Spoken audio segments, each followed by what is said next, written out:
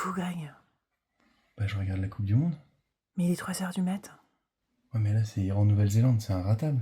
C'était ratable, comme la plupart des matchs de cette Coupe du Monde à 800 équipes, mais il était prêt à mettre sa vie de famille en péril pour en manquer le moins possible. Il voyait la Coupe du Monde comme un buffet à volonté. Pour en avoir pour son argent, il fallait finir écœuré, avec la glotte qui fait un bain de pied, quitte à manger des nems, de la blanquette et un donut dans la même assiette. Et au moins à 3h du mat', il ne se faisait pas spoiler tous les buts par ses voisins qui avaient 3 secondes d'avance sur lui, avec leur télé hertzienne d'avant-guerre. Sensation proche de la torture, pouvant s'apparenter à regarder un film en streaming sur un site pirate avec le son décalé par rapport à l'image. Mais tu peux pas regarder un résumé demain? Il allait aussi regarder un résumé, évidemment, entre ses 2 siestes de préparation pour le match des Bleus de ce soir. Il abordait ce mondial tel Pascal Chimbonda, en grand professionnel. Il avait claqué un SMIC pour remplir son album Panini qui faisait la taille de l'Ancien Testament. Il avait regardé un énième documentaire passionnant sur les supporters japonais qui ramassaient les déchets derrière eux. Ils sont trop mignons. Et il ne buvait plus que de l'eau de ses chiottes pour être prêt pour la baignade dans le canal Saint-Martin en cas de victoire finale. Tout ça pour bien se faire ratatiner à mon petit prono par sa daronne, qui avait rempli sa grille en fonction du signe astro du capitaine de chaque équipe.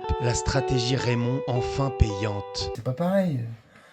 Toi, tu t'intéresses pas au foot de toute façon, donc tu peux pas comprendre. Bah si. Ah ouais? Bah vas-y, si tu me cites 5 champions du monde 2018, je change les couches de junior jusqu'à la fin de l'année. Bah je sais pas, moi, Steven Nzonzi, Alphonse Areola, Corentin. Je veux juste sortir faire la fête.